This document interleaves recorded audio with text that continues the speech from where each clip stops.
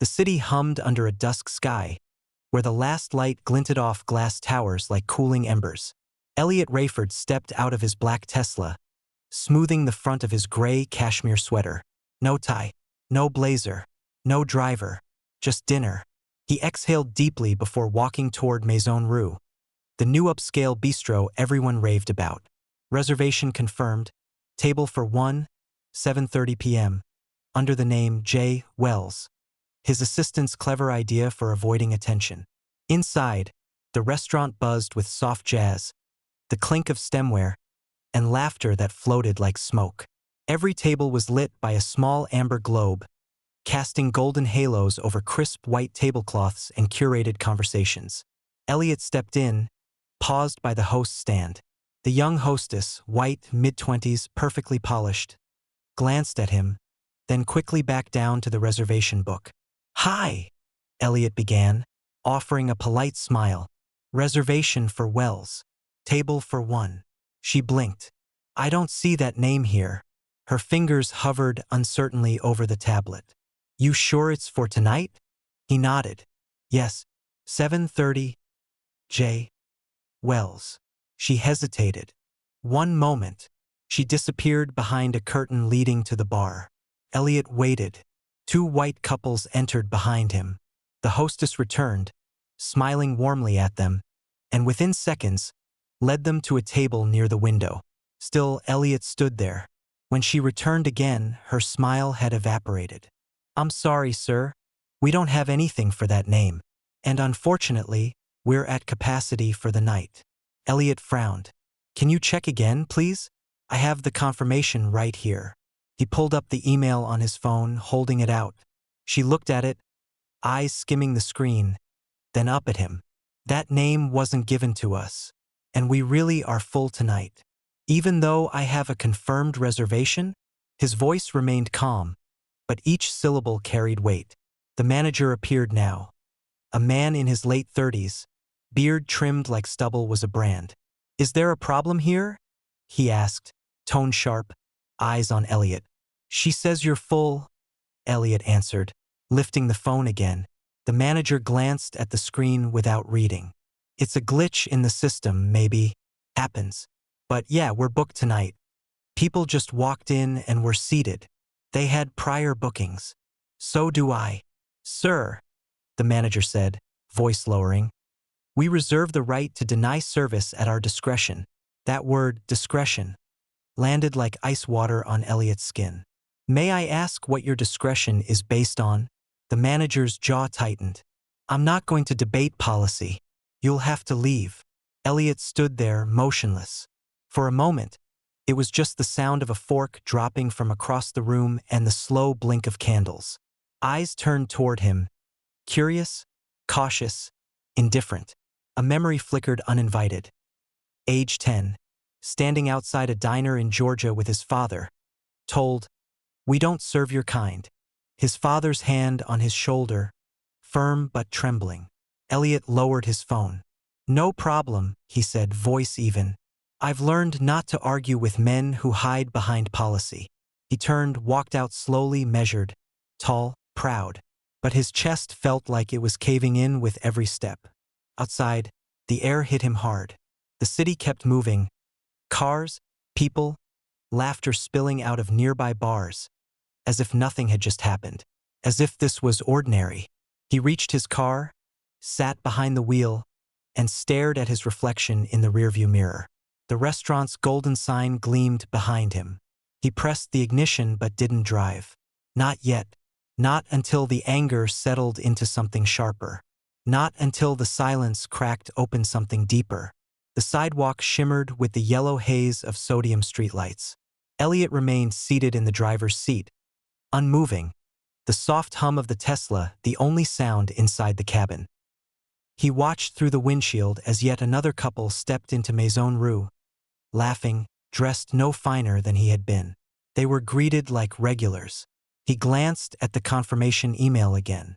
Same name, same time, a real reservation, and still he was told to leave. His fingers drummed slowly against the leather steering wheel. He knew what had happened. He'd known the moment the manager used the word discretion. as if it was a magic spell to end discussion. But what shook him now wasn't just the injustice, it was how ordinary it had felt. They were so good at it. Polished, smiling, professional racism.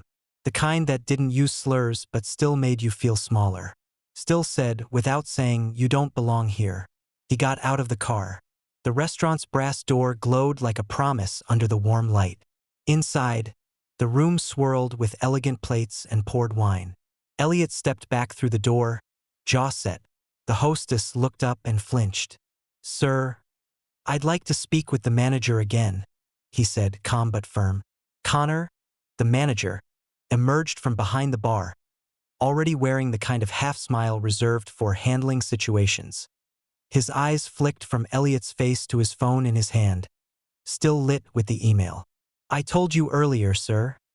"I have a confirmed reservation," Elliot interrupted, stepping closer. "Your team took my name, time, number. You seated 4 parties after I walked in." Connor folded his arms. "And I already explained, we're full tonight." "You're full, yet guests are still being seated. Guests who didn't have to explain their reservations. Guests who weren't questioned. Guests who weren't me." "Look," Connor said, leaning in slightly, his voice dropping like it made him reasonable. "This place has a standard. We don't take walk-ins. And frankly, the tone you're using isn't helping your case." Elliot's voice cut clean. "Tone." Across the restaurant, a few heads turned. A woman paused mid-sip of her wine. A man leaned in toward his date, whispering. "Is my tone the issue?" Elliot said slowly. "Or is it that I don't fit the image you had for your patrons?" Connor's face flushed. "I'm asking you politely to leave. Now. I'm not raising my voice. I'm not making a scene. I'm asking for the same dignity you gave the 4 white couples after me." "Sir," Connor snapped. "I said, that's enough." A new voice, soft but cutting, sliced through the tension. The hostess, eyes wide, lips pressed tight, stood just behind Connor now. She glanced around nervously, then said it again, more firmly. "That's enough. You're making a scene, not him." Connor turned sharply. "Excuse me?" She swallowed hard. I checked the logs. His reservation was confirmed. It was in the system." Elliot locked eyes with her. She held his gaze. There was fear in hers, but something more. Shame. Maybe even regret. Connor looked between them, caught for just a moment in the open. Then the curtain of smug professionalism dropped again. "I'll handle this internally," he muttered to her. Then, to Elliot, louder, "You're free to try us again some other time." The temperature dropped with the silence. Elliot's breath was steady. He didn't respond. Instead, he turned, walked out slowly again. But this time, not humiliated. This time, he walked out seen. Behind him, a young couple sitting near the bar exchanged a glance. The man reached for his phone and quietly began recording. Outside, Elliot crossed the street, the wind now cooler against his skin. The golden glow of Maison Rue receded behind him. He got into his car and pulled out his phone. "Call Nadine," he said aloud. The line rang once, twice. Then, "Elliot, clear my next hour. We're going to address something tonight." The car's cabin light dimmed as Elliot leaned back into the driver's seat, door sealed shut. Inside, silence, dense and unrelenting, wrapped around him like a second skin. He stared ahead at the restaurant's facade, its soft lighting brushing the sidewalk in gold. Inside, people clinked glasses, oblivious to what had just happened, or worse, pretending they hadn't seen it. His fingers tightened around the steering wheel until his knuckles went pale. This wasn't new. It was polished, rehearsed, professionally filtered through charm and customer service. But it wasn't new. He closed his eyes. A memory slipped in like smoke. Summer, 1989. Elliot was 11. His father, Ernest Rayford, had taken him for ice cream on a sweltering afternoon in Tallahassee. They stood in front of the walk-up window while the white couple behind them got served first. "Daddy, why didn't she look at us?" he'd whispered. His father hadn't answered right away.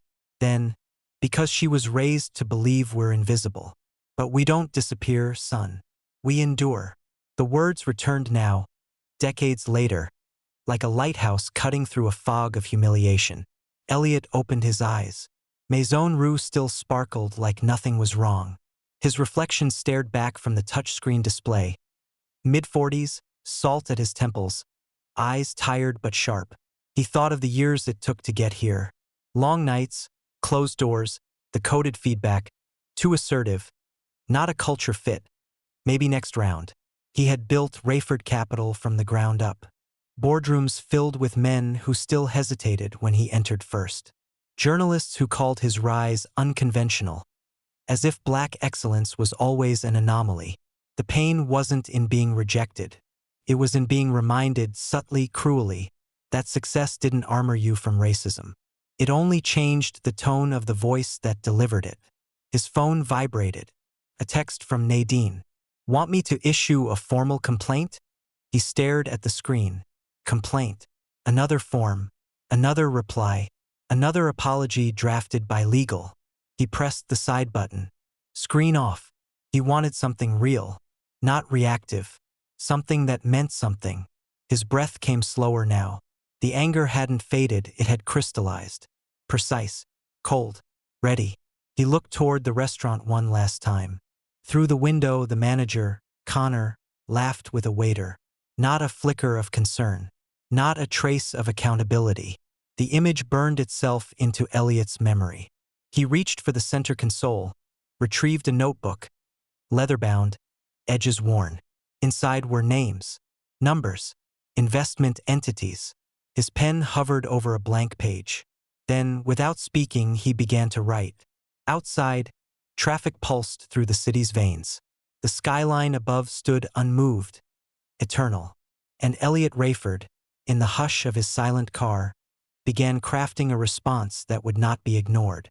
The next call would not be to complain. It would be to act. The city lights blurred behind Elliot's windshield as he drove in silence, the tires gliding over slick asphalt. Inside the car, he didn't speak, didn't flinch, just drove calm, focused, dangerous, like a storm organizing itself. Injustice had a sound. Tonight, it was the cold hush of a room pretending not to notice him, the weightless lie of policy, the hiss of a door closing behind him without apology. He pulled into the underground parking beneath his building. The elevator hummed quietly as it carried him upward. 21 floors later, he stepped into his penthouse. Glass walls, polished concrete, art in sharp lines. The space was elegant, but not loud. Intentional. He moved straight to the kitchen island, dropped his leather-bound notebook beside his phone, and tapped the screen. Call Nadine. 2 rings. Then her voice, alert but gentle. Mr. Rayford? It happened again. His voice was low, steady. Where? Maison Rue. Downtown. Reservation ignored. Dismissed. Denied service in front of a full room. A beat of silence passed. Do you want me to file it through PR? No, she waited.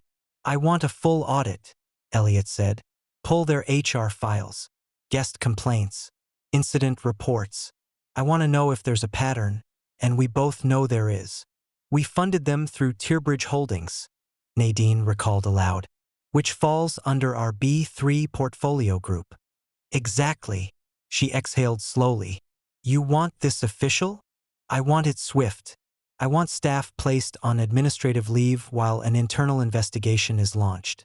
Draft a letter for the parent company's board tonight. Understood. Nadine? Yes. I'm not retaliating. This isn't about ego. I know, she said softly. It's about accountability. He nodded even though she couldn't see him. Also, she continued, there were witnesses, couple by the bar. Someone was recording. Social media will be moving faster than legal. I don't care about optics, Elliot replied. We don't do this to go viral. We do this because silence is complicity. The words sat heavy between them. From the living room, the city unfolded in quiet splendor.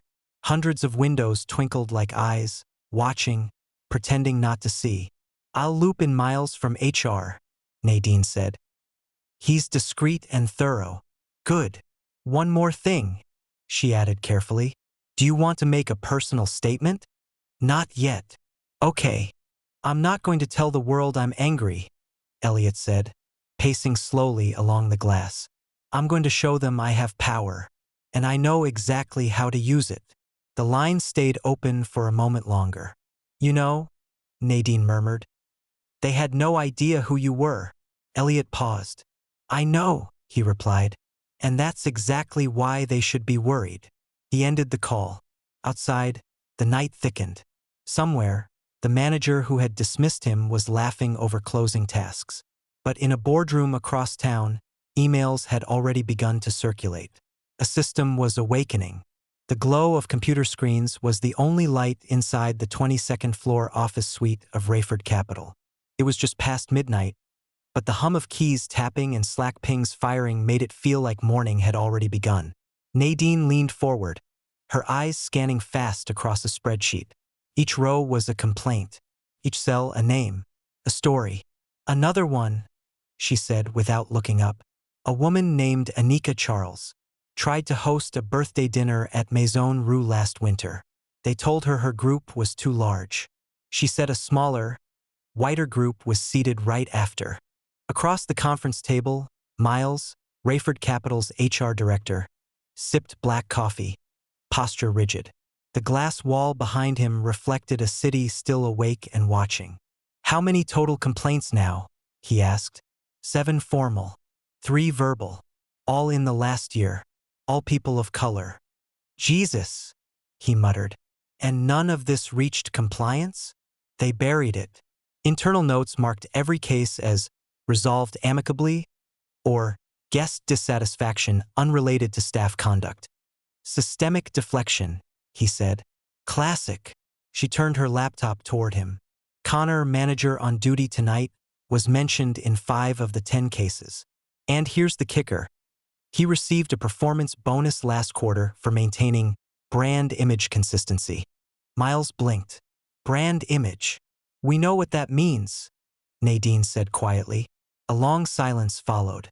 The kind that wraps around 2 people realizing just how much ugliness had been sanitized behind emails, policies, and spreadsheets. In the background, a phone buzzed. Nadine's eyes flicked toward the screen. Twitter notification. The video had posted. A grainy clip, just under 40 seconds, filmed from the bar at Maison Rue. Elliot, calm and composed, standing at the host stand. Connor, arms crossed, expression smug. The words weren't all audible, but the energy, the condescension, the gatekeeping, bled through the footage like a quiet scream. Already, the caption had over 200,000 views. Black man denied service despite having a reservation.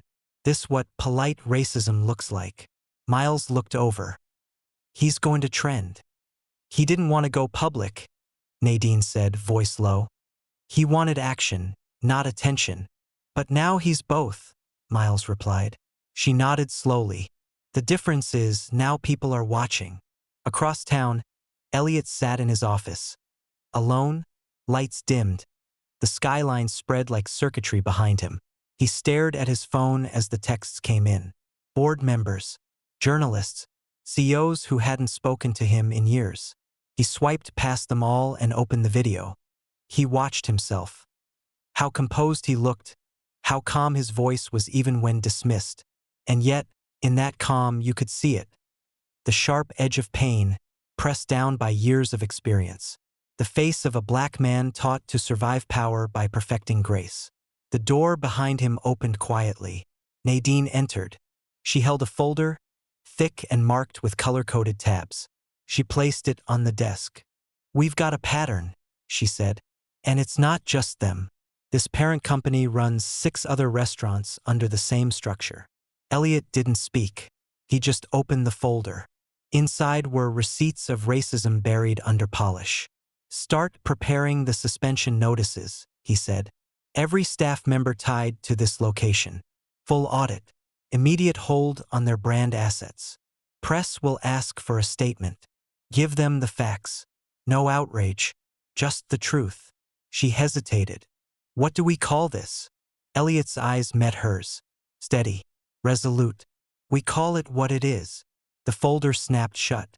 Outside, a storm gathered, silent, deliberate, and long overdue. Rain had begun to fall over the city, soft at first, then harder, as if the sky itself had been holding something in. Drops smeared across Elliot's office windows, blurring the skyline into streaks of light and motion. He stood by the glass, hands in his pockets, staring out. It had been exactly 1 hour since the manager at Maison Rue told him he wasn't welcome. 1 hour since he was quietly erased. Now the world was watching. Behind him, Nadine's heels clicked once as she entered, folder in hand, expression unreadable. "They've all been notified," she said. "Staff suspension pending investigation. Emails went out 5 minutes ago." Internal memo to the parent company board included the audit findings. Elliot turned slightly, his face half-lit by the storm-filtered city light. "All of them?" he asked. "Yes, general manager, assistant managers, service leads, even corporate liaisons assigned to the location." He nodded once. "Good. No delay. No excuses." On the other side of the city, the restaurant sat in eerie silence. Chairs stacked. Lights off. The golden logo of Maison Rue now felt like a relic of a failed facade. Inside a group text thread titled M. Rue Management, chaos bloomed. Did anyone get that email from Tearbridge Holdings? What the hell is going on? Suspension. For what? At the center of the storm, Connor sat alone at his desk, the glow of his screen cold against his flushed face. The words "effective immediately" blinked back at him. No warning, no explanation, just swift corporate silence. He slammed his hand on the desk. "This is ridiculous," he muttered. He never even said who he was. From the hallway, another employee whispered, "Doesn't matter. They're saying the video's viral. Thousands of shares." He didn't need to say anything. At Rayford Capital, Miles entered Elliot's office, phone in hand. "They issued a statement," he said grimly. "The restaurant." Elliot raised an eyebrow. "Let me guess." Miles read from the screen.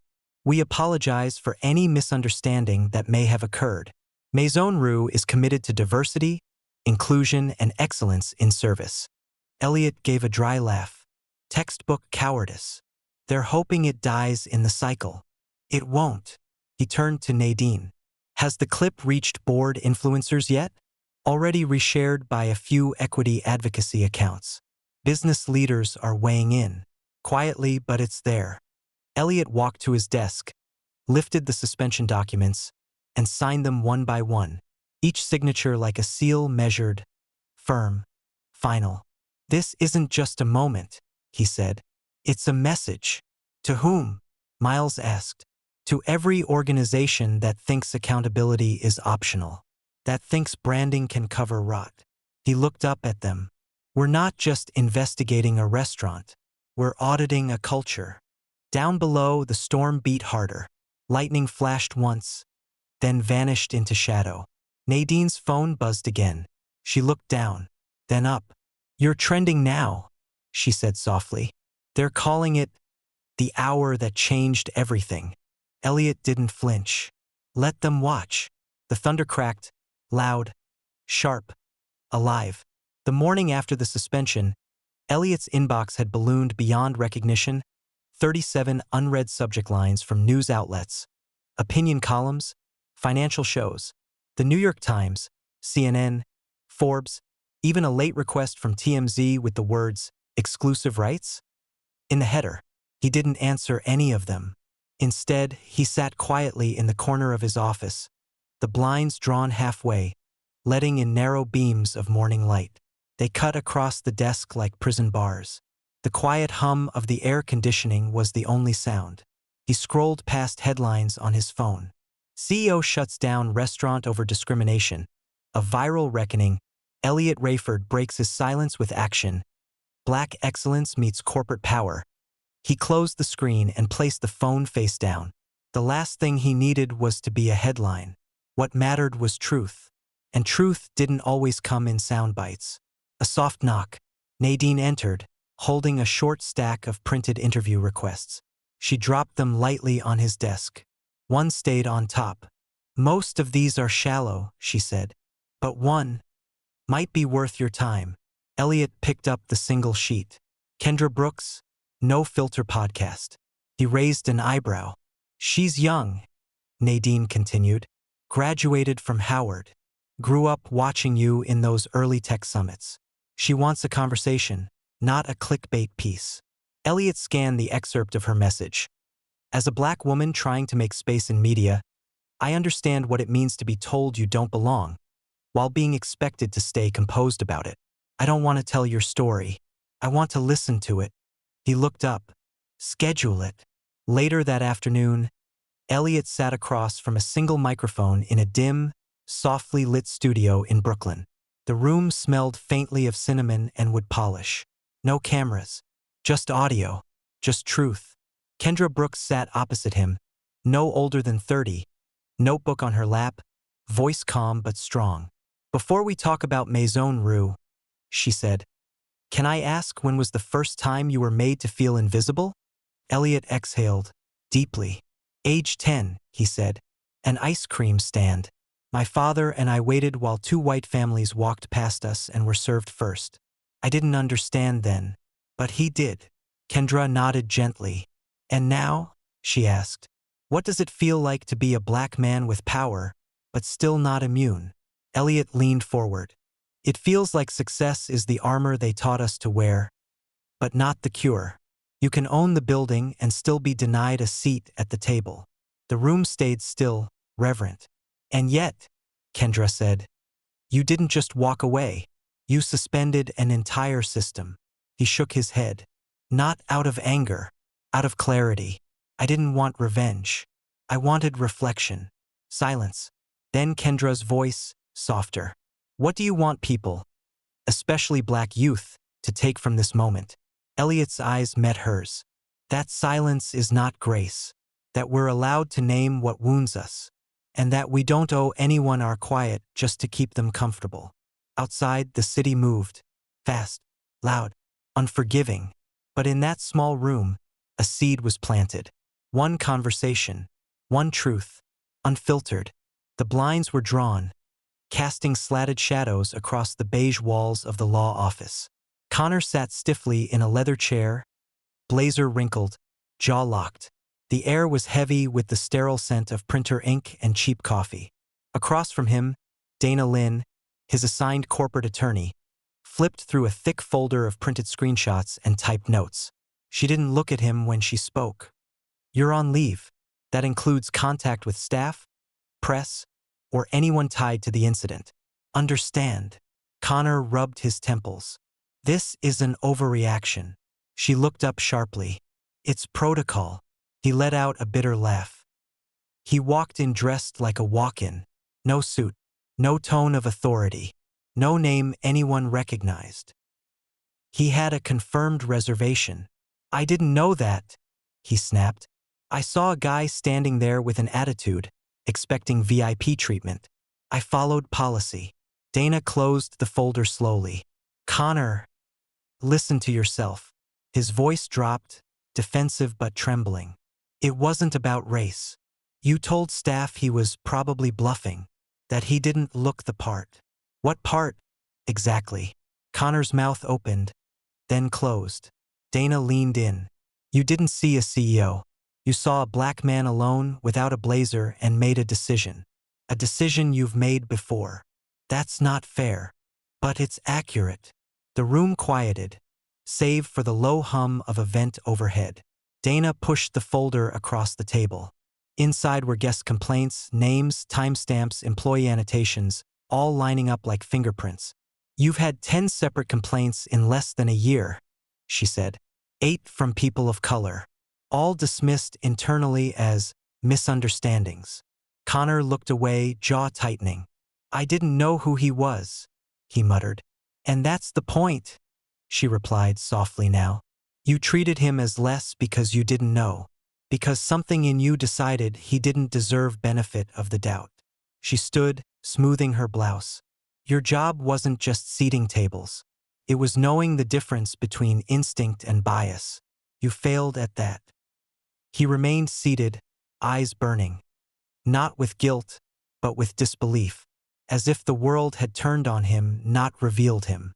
Outside the window, the city pulsed on, uncaring. Inside, Connor sat in the quiet weight of consequences just beginning to unfold. Rain had passed, leaving the city rinsed and gleaming under a cold blue sky.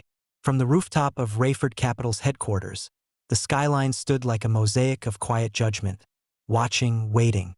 Elliot stood at the railing, coffee cooling in his hand, as the notification pinged his phone. It was done. The letter had gone live. No logo, no branding, just words, his words, published on Rayford Capital's homepage and across every holding company's landing page. It had been emailed to every partner, every investor, every employee. He didn't want it to be about Maison Rue. That chapter was already closed. This was about something wider, older, heavier. Inside the office, Nadine read the final draft one more time as the words echoed through her. To anyone who has ever been told their presence was a disruption, their tone was a threat, or their dignity was conditional, you are not imagining it. The silence you feel when your humanity is ignored is real, and it's unacceptable. Power does not absolve us from bias. In fact, it gives us more responsibility to confront it. I was not humiliated at that restaurant because I wasn't powerful enough. I was humiliated because this system still trains people to judge worth by what they expect, not by what they see. This is not an act of vengeance. It is a rebalancing. At the bottom of the letter, beneath Elliot's signature, was a direct mandate: mandatory anti-bias, anti-discrimination training across every Rayford Capital portfolio company. Effective immediately. Annual renewal. Third-party audits. Compliance as condition of funding. And below that, one final line: dignity is not a perk. It's a right. The internet responded like a current snapping to life. Thousands of shares, quotes, think pieces. Corporate leaders issued supportive statements. Some whispered, a few echoed publicly. And amid the noise, real voices began to speak. Restaurant workers, interns, mid-level managers, people who had never felt seen by policy until now. At Elliot's desk, his phone lit up again.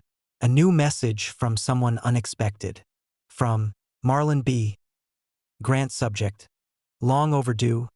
I was that intern 10 years ago who sat outside the boardroom door you opened. You didn't see me then, but I saw you. This letter? You just walked us all through it. Thank you. Elliot closed his eyes for a long moment, letting the message settle. Then a knock. Miles entered, folder in hand. We've had 3 firms already ask for guidance on replicating the policy. One wants to partner on training content. This is spreading fast. Elliot nodded. Let it, but make sure it's real. No optics, no lip service. You're setting a precedent, Miles said. This goes beyond our walls. Elliot looked out the window again. The sun had finally broken through, casting sharp gold across the pavement. That was always the point, he murmured. This isn't about punishing a restaurant. It's about correcting a culture. Behind him, the open letter continued to ripple outward, not just as a document, but as a mirror. 3 months passed. The city hadn't stopped moving, but something had shifted beneath the surface, like concrete settling after a long overdue quake. Maison Rue reopened quietly, its logo polished, its walls freshly painted in a cooler shade of ivory.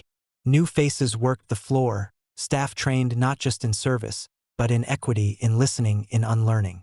The reservation list was cleared. Tonight, the guest list belonged to Elliot. Inside the dining room, tables had been rearranged. No longer tight rows for efficiency, but a long, communal table stretching the length of the room. Candlelight flickered across dark wood. Black linen napkins, fresh calla lilies, intentional choices. At the center, Elliot stood, no notes, no podium, just presence. Around him sat 30 young black entrepreneurs, some still in college, others on the cusp of something big, all invited by name. This isn't about a comeback, Elliot said, raising his glass. This is about reclaiming what was always ours. The room was quiet, reverent. He continued, voice low but cutting through every corner. They tried to tell us we didn't fit, that we were too loud, too proud, too much for rooms they'd already claimed. A pause. But tonight, the table isn't borrowed. It's ours. Warm applause filled the space, not explosive, but earned. At the far end of the table, a young woman in a cobalt blazer leaned forward. "Mr. Rayford," she said, "what made you come back here?" Elliot smiled, soft but steady. "Because healing doesn't happen where you're comfortable. It happens where you were hurt. And when you return not in anger, but in purpose, you rewrite the memory." As the meal progressed, plated dishes of seared eggplant, saffron rice, and slow-roasted lamb, Elliot moved from seat to seat, speaking with each guest. The conversations weren't about funding. They were about fear and faith and starting something anyway. Outside, a few onlookers gathered across the street, peeking through the windows, phones in hand. There was no press inside, no announcements, just intention. At the end of the night, a standing ovation rose, not out of fanfare, but out of understanding. Every person in the room had felt that moment of exclusion before. Tonight reversed something inside them. Elliot looked down the table one last time. No cameras, no noise, just community. He nodded once and walked out into the cool night.